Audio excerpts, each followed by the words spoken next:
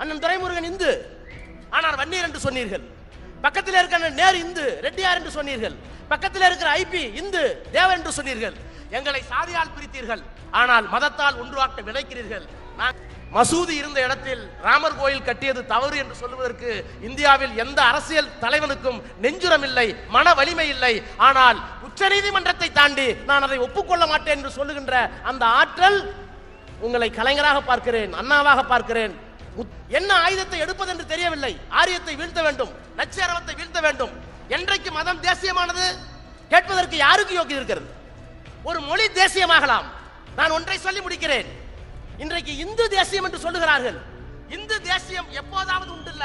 மதத்தின் பெயரால் ஒரு தேசியம் உலகத்தில் இருந்ததே இல்லை. சவால் விடுகிறேன். சிவாஜியை விட அமித்ஷா பெரிய வீரன் அல்ல. நான் உங்களுக்கு சொல்லுகிறேன், உங்களுக்கான மருந்து இங்கே இருக்கிறது. அமித்ஷா அவர்களே, மோடி அவர்களே, நீங்கள் பிரதமராக இருக்கலாம், ஆனால் பிறப்பால் சூத்திரன் RSS ஒரு நாளும் உங்களை ஒப்புக்கொள்ளாது. அது ஆரம்பித்து விட்டது. திராவிட முன்னேற்ற கழகத்தின் இளைஞரணியினுடைய 2வது மாநில மாநாட்டினுடைய தலைவர், இளைஞரணியினுடைய செயலாளர், தமிழக அரசினுடைய விளையாட்டுத்துறை அமைச்சர், தமிழகத்தினுடைய எதிர்கால நம்பிக்கை நட்சத்திரம் என் ஆருயிர் இளவல் உதயநிதி ஸ்டாலின் அவர்களே, நிறைவு பேருரை நிகழ்த்த இருக்கின்ற திராவிட தத்துவத்தினுடைய தலைவர், தமிழகத்தினுடைய முதல்வர் மாண்புமிகு தளபதி அவர்களே, பொதுச் செயலாளர் மாண்புமிகு அண்ணன் துரைமுருகன் அவர்களே, பொருளாளர் மதிப்பிற்குரிய அண்ணன் TR பாலு அவர்களே, இந்த மாநாட்டினுடைய இயக்குனர் முதன்மை செயலாளர் எனது மதிப்பிற்குரிய அண்ணன் KN நேரு அவர்களே, கொடியேற்று வைத்திருக்கின்ற நாடாளுமன்ற குழுவினுடைய துணைத் தலைவர் கவிஞர் கனிமொழி அவர்களே, திறப்பாளர் சட்டப்பேரவை உறுப்பினர் எழிலரசன் அவர்களே, மேடையிலே வீற்றிருக்கின்ற கழகத்தினுடைய பல்வேறு பொறுப்புகளிலே பணியாற்றுகின்ற துணை செயலாளர்கள் உள்ளிட்ட கழக முன்னோடிகளே, சான்றோர் பெருமக்களே, சொல்லேர் உழவர்களே, எதிரிலே அமர்ந்திருக்கின்ற மாவட்ட கழகத்தினுடைய செயலாளர்களே, சட்டமன்ற நாடாளுமன்ற உறுப்பினர்களே, பொதுக்குழு உறுப்பினர்களே, பாசத்திற்குரிய பத்திரிகையாளர்களே, அனைவருக்கும் வணக்கம். 2வது இளைஞரணி மாநாடு. நான் வரலாற்றை திரும்பி பார்க்கிறேன். தலைவர் இங்கே அமர்ந்திருக்கிறார். முதல் மாநாட்டிலே அணிவகுப்பை தொடக்கி வைக்கின்ற அந்த வாய்ப்பினை எனக்கு வழங்கியவர் முத்தமிழறிஞர் கலைஞர். அந்த உணர்வோடு, ஈர உணர்வோடு உங்கள் முன்னால் ஒரு 10 நிமிடம் நிற்க அனுமதி கேட்கிறேன். இந்த இயக்கத்தை தோற்றுவித்த பேரறிஞர் அண்ணா அவர்களை பற்றி தலைவர் கலைஞர் அவர்கள் என்ன சொன்னார் என்பதை இங்கே போட்டு காட்டினார்கள் வீடியோவாக. தலைவர் என்பார், தத்துவ மேதை என்பார், சொல்லாற்றல் சுவைமிக்க எழுத்தாற்றல் பெற்றார் என்பார், மனிதர் என்பார், மாணிக்கம் என்பார், நடிகர் என்பார், நாடக வேந்தர் என்பார். அத்தனையும் தனித்தனியே சொல்வதற்கு நேரமற்றோர் நெஞ்சத்து அன்பாலே அண்ணா என்ற ஒரு சொல்லால் அழைத்திடவே அவர் அன்னை பெயரும் தந்தார் என்று கலைஞர் சொல்லுவார். அந்த பேரறிஞர் அண்ணா அவர்கள் தோற்றுவித்த அந்த இயக்கத்தில் அவர் 2 ஆண்டு காலம் மட்டும்தான் முதலமைச்சராக இருந்தார். அதற்கு பிறகு பொறுப்பேற்றுக் கொண்ட மூதறிஞர் கலைஞர் அவர்கள் முதலமைச்சராக பொறுப்பேற்றுக் கொண்டு முதல் மாநாட்டிலே உரையாற்றினார். அண்ணா இருந்த இடத்திலே நான் இருக்கிறேன். யார் அண்ணா? நரியும் பரியாய் போன கதை, நாரதர் பெண்ணாய் ஆன கதை, உரியை கண்ணன் உடைத்த கதை, ஊரார் போற்றிய பழைய கதை, எரியில் துரும்பாய் ஆக்கியவர் பெரியார் தந்த பேரறிஞர் என்று அண்ணாவை சொல்லிவிட்டு அந்த இடத்திலே நான் உட்கார்ந்திருக்கிறேன். அண்ணா வெண்ணெய், நான் சுண்ணாம்பு. அண்ணா வெண்ணெய், நான் சுண்ணாம்பு. என் பக்கத்தில் இருக்கிற நாவலர் வெற்றிலையானால், என் பக்கத்தில் இருக்கிற பேராசிரியர் அன்பழகன் அவர்கள் பாக்கானால், இந்த தமிழ்நாடு சிவப்பதற்கு நான் நல்ல சுண்ணாம்பாக இருப்பேன், நான் வெண்ணெய் அல்ல என்று கலைஞர் தன்னடக்கத்தோடு குறிப்பிட்டார். அவருக்கு பின்னால் இந்த இயக்கத்தை தலைமை தாங்குகிற நம்முடைய மாண்புமிகு முத்துவேல் கருணாநிதி ஸ்டாலின் என்கின்ற இந்த மகத்தான உலகத் தமிழர்களின் தலைவர் சொன்னார், எனக்கு கலைஞரை போல் எழுத தெரியாது, எனக்கு கலைஞரை போல் பேச தெரியாது, ஆனால் கலைஞரை போல் உழைக்க தெரியும் என்று சொன்னார். அதையே கலைஞர் முன்மொழிந்தார். உங்களிடத்திலே ஸ்டாலினிடத்திலே பிடித்தது எது என்று கேட்டால் உழைப்பு உழைப்பு உழைப்பு என்று சொன்னார். ஆக அண்ணாவுக்கு அடையாளத்தை கலைஞர் சொன்னார். கலைஞர் அவருடைய பிள்ளைக்கு அடையாளத்தை சொன்னார். இன்றைக்கு இந்த இளைஞரணி மாநாட்டை நம்ம ஆயுள் இளவல் நம்முடைய உதயநிதி ஸ்டாலின் இங்கே நடத்தி கொண்டிருக்கிறார். ஆக அண்ணா நிறுவினார், கலைஞர் சுண்ணாம்பு என்று சொல்லி ஒரு மிகப்பெரிய சரித்திரத்தை படைத்தார். எனக்கு கலைஞரை போல் எழுத தெரியாது, பேச தெரியாது என்று சொல்லி திராவிட மாடல் ஆட்சியை இன்றைக்கு நடத்தி கொண்டிருக்கிறார். நான் அதற்கு வழித்தோன்றலாக இருக்கிற ஆர்வீர் அளவல் உதயநிதியை பார்க்கிறேன். அண்ணாவுக்கு ஒரு தகுதி, கலைஞர் தன்னடக்கத்தோடு ஒரு தகுதி, இன்னும் தன்னை தாழ்த்தி கொண்டு ஒரு மிகப்பெரிய தகுதியை முதலமைச்சர் பெற்றிருக்கிறார். அதற்கு பிறகு இந்த இளைஞரணி மாநாட்டை நடத்தி கொண்டிருக்கிற அவருக்கு நான் பார்க்கிறேன். நான் அண்ணா அல்ல, கலைஞர் அல்ல, ஏன் என் தந்தையை கூட அல்ல, ஆனால் இன்றைக்கு நான் உழைத்துக் கொள்கிறேன் என்று சொல்லக்கூடும். நான் அவரை எப்படி பார்க்கிறேன் என்றால், அவருக்கு 2 தகுதி போதும். ஒன்று, ஒரு தர்மத்தை பற்றி பேசினார், எதிர்ப்பு வந்தது, மண்டியிட மாட்டேன், சிலுவை என்றால் சிறை என்றால் தூக்கி சுமப்பதற்கு நான் பெரியாரின் பேரன், கலைஞரின் பேரன், என் தந்தையின் வழியில் நடப்பவன் என்று மண்டியிடாத அந்த மனப்பக்குவம் இருக்கிறதே, அந்த தகுதி உங்களுக்கு போதும். அதற்கு பிறகு மசூதி இருந்த இடத்தில் ராமர் கோயில் கட்டியது தவறு என்று சொல்லுவதற்கு இந்தியாவில் எந்த அரசியல் தலைவனுக்கும் நெஞ்சுரம் இல்லை, மன வலிமை இல்லை. ஆனால் உச்சநீதிமன்றத்தை தாண்டி நான் அதை ஒப்புக்கொள்ள மாட்டேன் என்று சொல்லுகின்ற அந்த ஆற்றல், உங்களை கலைஞராக பார்க்கிறேன், அண்ணாவாக பார்க்கிறேன், முத்துவேல், கருணாநிதி, ஸ்டாலின் என்கிற அந்த மகத்தான மனிதராக உங்களை பார்க்கிறேன். ஏனென்றால் பெரியாருக்கு மட்டும்தான் அந்த ஆற்றல் இருந்தது. தண்டனை பெற்றார் பெரியார். உங்களுக்கு எவ்வளவு தண்டனை என்று கேட்டார்கள். பெரியார் சொன்னார், உங்களுக்கு எவ்வளவு மனநிறைவு போதுமோ அவ்வளவு மனநிறைவு பெறுகிற அளவுக்கு நீங்கள் தண்டனை தாருங்கள் என்று சொன்னார். ஆக பெரியார் வழியில், அண்ணா வழியில், கலைஞர் வழியில், தளபதி வழியில் இன்றைக்கு கொள்கை ரீதியாக பயணிக்கிற உங்களுக்கு இந்த நாட்டை ஆள்வதற்கு வேறு என்ன தகுதி வேண்டும் என்கின்ற வினாவை நான் உங்கள் முன்னாலே வைத்து உங்களை அங்கீகரிக்க நான் கடமைப்பட்டிருக்கிறேன். ஒன்றை சொல்லுவேன், முதல் மாநாட்டிலே பேராசிரியர் பேசினார், அதற்கு முன்னால் தளபதி பேசினார். தளபதி பேசுகிற போது சொன்னார், இந்த மாநாட்டை நடத்துவதற்கு இளைஞரணி செயலாளராக எனக்கு வாய்ப்பினை அளித்த தலைவருக்கும் பொதுச் செயலாளருக்கும் நன்றி என்று சொன்னார். அதற்கு பிறகு பேசிய பேராசிரியர் சொன்னார், மாநாட்டை மட்டுமா உன்னிடத்திலே ஒப்படைத்தேன், நானும் கலைஞரும் இன்னும் என்னென்னவோ ஒப்படைக்க போகிறோம் என்று வந்து சொன்ன குரல் இன்றைக்கு மீண்டும் இங்கே எதிரொலிப்பதாக நான் உணர்கிறேன். அந்த விதத்திலே நம்முடைய இளைஞருடைய செயலாளரை நான் வாழ்த்த கடமைப்பட்டிருக்கின்றேன். தலைப்புக்கு வருகிறேன். திராவிட மாடல், இது ஒன்று தெரியாத தலைப்பல்ல. திராவிட மாடலை பற்றி 3 ஆண்டு காலம் பேசிக் கொண்டிருக்கிறோம். எது திராவிடம் என்றெல்லாம் சொல்லிவிட்டோம். வில் டியூரண்ட் என்ற வெளிநாட்டு அறிஞர், நாகரிகத்தின் கதை, திராவிடம் வருகிறது.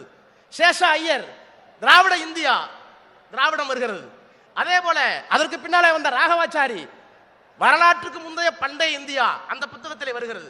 அதற்கு பிறகு குமரவேல் பட்டர், அதற்கு பிறகு வில்லியம் ஜோன்ஸ், அதற்கு பிறகு மார்க்ஸ் முல்லர், அதற்கு பிறகு கால்டுவெல்.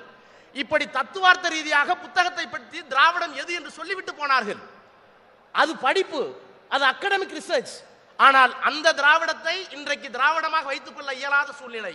ஏனென்றால் எது திராவிடம் என்றால் நிலை இல்லையா, மொழியா, பண்பாடா, இவற்றையெல்லாம் கடந்து அந்த சொல்லாடல் இன்றைக்கு தேவைப்படுகிறது. ஏன் தேவைப்படுகிறது?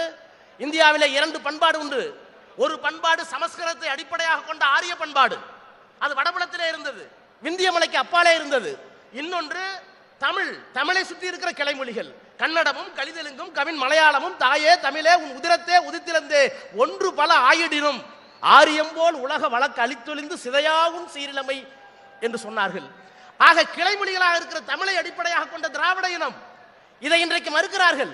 இந்த 2 இனமும் உண்டு என்று நாம் சொல்லவில்லை, ஜவஹர்லால் நேரு சொன்னார், அதற்கு பிறகு அம்பேத்கர் சொன்னார், அதற்கு பிறகு வரலாற்று அறிஞர்கள் சொன்னார்கள். எல்லா அறிஞர்களும் சொன்னதற்கு பிறகு ஏன் doctor Radhakrishnan philosophy of Hinduism என்கின்ற புத்தகத்தில் இந்த மண்ணில் 2 மொழி அடிப்படையான பண்பாடுகள் இருந்தது, அந்த பண்பாட்டு கூறுகளை நாம் ஒப்புக்கொள்ளத்தான் வேண்டும் என்று சொன்னார். சிபி ராமசாமி ஐயர் அதற்கு புத்தகமே போட்டார். ஆக 2 தத்துவ தலங்கள், 2 பண்பாடுகள் இங்கே இருந்தது. அது எல்லையாக இருக்கலாம், நில எல்லையாக இருக்கலாம், மொழியாக இருக்கலாம். ஆனால் இன்றைக்கு நான் பார்க்கிறேன், நம்முடைய முதலமைச்சர் ஒரு மிகப்பெரிய தீர்க்கதரிசி. எதிரிகள் ஒரு முடிவுக்கு வந்து விட்டார்கள். நான் சுருக்கமாக சொல்கிறேன், திரிசூலத்தை ஏந்தினார்கள். திரிசூலம் எது? நாங்கள் இஸ்லாமியர், இஸ்லாத்துக்கு எதிரானவர்கள் ஒரு சூலம். இன்னொன்று வெளியிலே இருந்த கிறிஸ்தவம், அதற்கு நாங்கள் எதிரிகள். மதச்சார்பின்மை என்று சொல்லுகிறார்களே, அதற்கு நாங்கள் எதிரிகள். இது திரிசூலம் என்று காட்டினார்கள். இப்போது வெளிப்படையாக வந்து விட்டார்கள். இந்த திரிசூலத்திற்கு பின்னாலே இன்னும் 2 சேர்த்தார்கள். என்ன சேர்த்தார்கள்? மெட்டீரியலிஸ்ட், இன்னொரு எம். யார்? பகுத்தறிவாதிகள். இன்னொரு எம் மார்க்சிஸ்ட், பொதுவுடைமைவாதிகள். அதற்கு பிறகு வந்தார்கள் மெக்காலே கல்வி முறை. இப்போது அவர்கள் 5 வைத்திருக்கிறார்கள். இஸ்லாமியர்கள் மட்டுமல்ல, கிறிஸ்தவர்கள் மட்டுமல்ல, அதற்கு பிறகு மெக்காலே கல்வி முறை வந்துவிட்டது. அதற்கு பிறகு பகுத்தறிவாதிகள் எங்களுக்கு எதிரிகள். அதற்கு பிறகு எங்களுக்கு மெக்காலே கல்வி முறை எதிரிகள். இவர்களெல்லாம் எதிரிகள் என்று அவர் சொல்லுகிறார்கள். இவர்களெல்லாம் நண்பர்கள் என்று சொல்லுவதற்கு நமக்கு ஒரு தத்துவத்தை நம்முடைய முதலமைச்சர் சொன்னார். எது திராவிட மாடல் என்று சொன்னார்? திராவிட மாடல் என்று சொன்னால் சுயமரியாதை 1, சமத்துவம் 2, மாநில சுயாட்சி 3, மதச்சார்பின்மை 4, தேசிய இனங்களை அங்கீகரிப்பது 5. மிக தெளிவாக இருக்கிறது. ஆரியத்திலே 5 சொல்லிவிட்டார்கள். மெக்காலே கல்வி முறை எதிரி என்று சொல்லுகிறார்கள். மடையர்களே, சங்கத்தமிழை எடுத்து படித்து பாருங்கள். நாங்கள் படித்தவர்கள், ஔவையார் படித்தவர், எல்லா பெண்களும் படித்தவர்கள். இன்னும் சொல்ல போனால் சங்கத்தமிழில் என்ன சொல்லுகிறது? பெண்ணுக்கு எது அழகு? குஞ்சை அழகும், கொடுந்தானை கொட்டழகும், மஞ்சள் அழகும் அழகல்ல, நெஞ்சத்து நல்லவர் யாம் என்று உணர்த்தும் கல்வி அழகை என்று சொன்னார்கள். பெண்ணுக்கு எது அழகு? நீண்ட கூந்தலா, பருத்த மார்பகமா, அழகிய இடையா? அவை அழகல்ல, அந்த பெண் படித்திருந்தால் அழகு என்று என் சங்கத்தமிழ் சொல்லுகிறது. இடைவனப்பும் ஈடின் வனப்பும் நடைவனப்பும் நாணின் வனப்பும் வனப்பல்ல, புடைசூல் கழுத்தின் வனப்பே வனப்பு என்று ஆணுக்கு சொல்லுகிறது. ஒரு ஆணுக்கு பெரிய நெஞ்சம் இருக்க வேண்டாம், புஜம் இருக்க வேண்டிய அவசியம் இல்லை, கழுத்து இருக்க வேண்டிய அவசியம் இல்லை, யானையை போல் நடை இருக்க வேண்டிய அவசியம் இல்லை, வீரம் வேண்டியதில்லை. அவன் அல்ல ஆண், அவன் படித்திருந்தால் மட்டும்தான் ஆண், கல்வி பெற்றிருக்க வேண்டும். அந்த சமூகம் இங்கே இருந்தது. அந்த சமூகம் காணாமல் போனது எப்போது? படித்த சமுதாயம் ஆணும் பெண்ணும் படித்தார்களே, அந்த பெண்ணை படிக்காதே, சூத்திரனை படிக்காதே, பிற்படுத்தப்பட்டவனை படிக்காதே, தாழ்த்தப்பட்டவனை படிக்காதே, பஞ்சமனை படிக்காதே என்று சொன்ன தத்துவம் எது? ஆக ஏற்கனவே இருந்த தத்துவத்தை ஒரு ஆரிய தத்துவம் அளித்தது. அந்த தத்துவம் இன்றைக்கு மெக்காலே கல்வி முறை தவறுகிறது. அந்த மெக்காலே கல்வி முறை 1835 வந்ததற்கு பிறகுதான் பல்லன் படித்தான், பறையன் படித்தான், அருந்தேர் படித்தான், நாடார் படித்தார், தேவர் படித்தார், கவுண்டர் படித்தார், செட்டியார் படித்தார், முதலியார் படித்தார், ஏன் பிள்ளைமார்களும் படித்தார்கள். ஆக அந்த மெக்காலே கல்வி முறையை நீ எதிர்க்கிறாய். இஸ்லாமியர்கள் இங்கே வந்தார்கள், வெறும் தேவாலயத்திற்காக வரவில்லை, கல்வி சொல்லிக் கொடுத்தார்கள், சுகாதாரம் கொடுத்தார்கள், அவர்களை எதிர்க்கிறாய். பகுத்தறிவாளர்களை எதிர்க்கிறாய். யார் பகுத்தறிவாளர்? இந்த மண்ணில் கடவுள் மறுப்பிற்காக அல்ல. கடவுள் மறுப்பு ஏன் சொன்னார்? பெரியார் மனிதனுக்கு மனிதன் தொடக்கூடாது, கண்ணில் படக்கூடாது, பார்த்தால் பாவம், தொட்டால் தீட்டு என்று கொள்கையில் தாண்டவமாடுகிற ஒரு நாட்டை பூகம்பத்தால் அழிக்காமலோ, சண்ட மாறுதத்தால் துகளாக்கப்படாமலோ, சமுத்திரம் பொங்கி எழுந்து மூழ்க செய்யாமலோ, பார்த்ததற்கு பிறகும் கடவுள் இருக்கிறார் என்றால் நான் எப்படி நம்புவது என்று கேட்டவர் பெரியார். பெரியாருக்கு கடவுளோடு கோபம் இல்லை. பெரியாருக்கு கோபம், இந்த கடவுளின் பெயரால் என்னை படிக்க விடாமல் செய்திருக்கிறாய், இந்த கடவுளின் பெயரால் எனக்கு பண்பாடு இல்லாமல் செய்திருக்கிறாய் என்கின்ற அந்த கோபம். இன்றைக்கு நாம் எந்த ஐந்து எம் என்று சொல்லுகின்ற அந்த 5ஐயும் நாம் ஆதரிக்கிறோமோ அவற்றையெல்லாம் அவர்கள் எதிர்க்கிறார்கள் என்றால் பகைவர்கள் தெளிவாக இருக்கிறார்கள். அந்த பகைக்கு பெரியார் பேசினார், அண்ணா பேசினார். திராவிடம் எது என்று சொன்னார். பெரியார் திராவிடம் என்று ஏன் இந்த வார்த்தையை பயன்படுத்துகிறேன் என்று சொன்ன போது, நான் அதிகம் படிக்காதவங்க, நான் திராவிடம் சொல்றதுக்கு காரணங்க வேற எந்த வார்த்தை கொடுத்தாலுங்க ஆரியர்கள் பார்ப்பனர்கள் உள்ள வந்துடுறாங்க. பெரியார் சொன்னது. நான் வேற வார்த்தை பார்த்தங்க, தமிழ்னு சொன்னா அவனு வந்துடுறாங்க. வேற எந்த வார்த்தை சொல்லி தெரியலைங்க, நான் படித்தவர்களுக்கு சொல்லுகிறேன் என்று சொல்லி பெரியார் சொன்னார். திராவிடம் என்கின்ற வார்த்தை தான் ஆரியர்களை வெளியே வைத்து சூத்திரர்களை, பஞ்சமர்களை, தமிழர்களை ஒன்றாக ஆக்கக்கூடிய ஒரே சொல் என்று பெரியார் சொன்னார். அந்த பெரியார் சொன்ன வரையறையை தாண்டி அண்ணா சொன்னார், we belong to Dravidian stock என்று நாடாளுமன்றத்தில் சொன்னார். அந்த வரையறையை தாண்டி திராவிடம் என்பது ஒரு தத்துவம், அந்த தத்துவத்தை வீழ்த்துவதற்கு இந்த மண்ணில் எவனும் இல்லை என்று கலைஞர் முழங்கினார். அந்த தத்துவத்தை தாண்டி, எல்லையை தாண்டி, மொழியை தாண்டி, பண்பாட்டை தாண்டி திராவிட மாடல் என்றால் சட்டசபையிலே பதிய வைத்திருக்கிறார். சுயமரியாதை 1, சமத்துவம் 2, மாநில சுயாட்சி 3, மதசார்பின்மை 4, தேசிய இனங்களின் உரிமையை அங்கீகரிப்பது 5. இந்த 5ம் தான் திராவிட மாடல் என்றால் எழுதி வைத்துக் கொள்ளுங்கள். இந்த மாநாடு திராவிட மாடல் மாநாடு என்றால் இது தமிழ்நாட்டுக்கான மாநாடு அல்ல. இன்றைக்கு இந்தியா முழுக்க இது தேவைப்படுகிறது. இந்தியா முழுக்க தேவைப்படுகிறது. மம்தா பானர்ஜி இருக்கிறார், இந்த ஆட்சியை முடிக்க வேண்டும் கங்கணம் கட்டுகிறார், கொக்கரிக்கிறார், ஆயுதத்தை எடுக்கிறார், அறிவாலயத்தை எடுக்கிறார், ஏன் கோயிலுக்கே கூட போகிறார். பட்னாயக் கீழே வருகிறார், ஒரிசாவிலே போகிறார்கள். பக்கத்திலே பஞ்சாப் இருக்கிறது, பக்கத்திலே டெல்லி இருக்கிறது. என்ன ஆயுதத்தை எடுப்பது என்று தெரியவில்லை. ஆரியத்தை வீழ்த்த வேண்டும், நச்சரவத்தை வீழ்த்த வேண்டும். என்றைக்கு மதம் தேசியமானது கேட்பதற்கு யாருக்கு யோகியம் இருக்கிறது? ஒரு மொழி தேசியமாகலாம். நான் ஒன்றை சொல்லி முடிக்கிறேன். இன்றைக்கு இந்து தேசியம் என்று சொல்லுகிறார்கள். இந்து தேசியம் எப்போதாவது உண்டு இல்ல, மதத்தின் பெயரால் ஒரு தேசியம் உலகத்தில் இருந்ததே இல்லை. சவால் விடுகிறேன். பக்கத்திலே இருக்கிற மாநிலம் பாகிஸ்தான். பாகிஸ்தான் ஏன் பிரிந்தது? அந்த தவறை சவார்கரால் ஜின்னா செய்தார். சவார்கர் சொன்னார் இந்து தேசியம் என்று சொன்னார். நீ இந்து தேசியம் என்று சொன்னால் நான் இஸ்லாம் தேசியம் என்று சொல்லுவேன் என்று ஜின்னா பிரித்தார். மதம் ஒரு தேசியமாக இன்றைக்கு பூதாகரப்படுத்தப்பட்டது. ஜின்னா நாட்டை பிரித்தார். பாகிஸ்தான் பிரிந்தது. பாகிஸ்தான் பிரிந்த ஓராண்டில் ஜின்னா டாக்காவுக்கு போகிறார், கிழக்கு பாகிஸ்தானுக்கு போகிறார். ஒரே மதம், எழுதி வைத்துக் கொள்ளுங்கள். ஆனால் மேற்கு பாகிஸ்தானிலே பிறந்த ஜின்னாவுக்கு உருது தாய்மொழி, கிழக்கு பாகிஸ்தானில் இருக்கிறவர்களுக்கு வங்காளம் தாய்மொழி.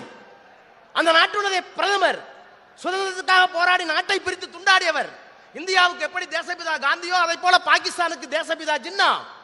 அந்த ஜின்னா டாக்காவுக்கு போகிறார், உருதிலே பேசுகிறார். ஒரு இளைஞன் எழுந்து சத்தம் போடுகிறான், பிரதமர் அவர்களே, பேசுவதாக இருந்தால் என் தாய்மொழியில் பேசு, என் வங்க மொழியில் பேசு, என் தங்க மொழியில் பேசு என்று சொன்னபோது அவன் அடக்கி அடக்கி அடக்கி அமிழ்த்து தரையில் கிடத்தப்பட்டான். அப்படி கிடத்தப்பட்ட அந்த சிறிய இளைஞன் தான் கால ஓட்டத்தில் வரித்து வரித்து வரித்து வரித்து 20 ஆண்டுகளுக்கு பிறகு வங்காளதேசத்தை பிரித்து இது வங்காளதேசம் என்னுடைய தேசம் என்று கிழக்கு பாகிஸ்தானை பிரித்தான் முஜிபுர் ரஹ்மான். நார்வே, ஸ்வீடன் 2 நாடு கிறிஸ்தவத்தை இருக்கிறது. தேசியம் வந்ததா? பாகிஸ்தான் பிரிந்தது. ஏன் கிழக்கு பாகிஸ்தான் மேற்கு பாகிஸ்தான்? மதம் ஒருபோதும் தேசியம் ஆகாது, மொழிதான் தேசியம் ஆகும். இன்னும் சொல்ல போனால் இந்திய தேசியம் என்பதே கட்டமைக்கப்பட்டது யாருக்கு எதிராக? இஸ்லாம் வெள்ளைக்காரருக்கு எதிராக கட்டப்பட்ட தேசியம். அந்த தேசியத்தை பெரியார் ஒப்புக்கொள்ளவில்லை. தேசியம் கற்பிதம் என்று சொன்னார், தேசிய கொடியன் கோமண துணி என்று சொன்னார், தேசிய கொடியை எரித்தார், காந்தி படத்தை எரித்தார். இதற்கெல்லாம் காரணம் தமிழ் தேசியம், தமிழன் வாழ வேண்டும் என்பதற்காகத்தான்.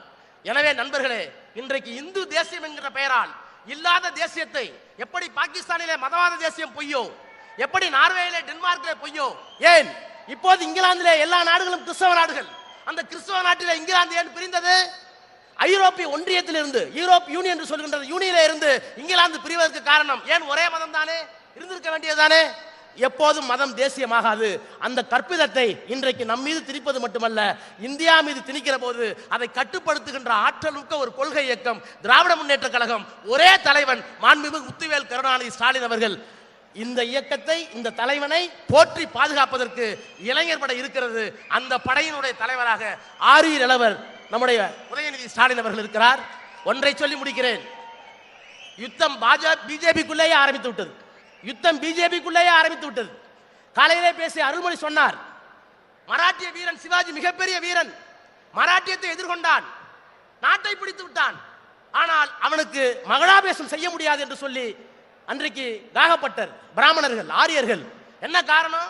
நான் வெற்றி பெற்றேன், எனக்கு ஏன் மகுடம் தரிக்க தயங்குகிறீர்கள் என்று கேட்டபோது, நீ சூத்திரன், நீ சூத்திரன், நாடாள கூடாது, சத்திரியன் தான் ஆள வேண்டும் என்று சொன்னபோது அந்த நாடு வீணாக போய் பஞ்சத்தில் தேய்ந்து போய் ஒரு முடிவு ஏற்பட்டது சிவாஜிக்கு.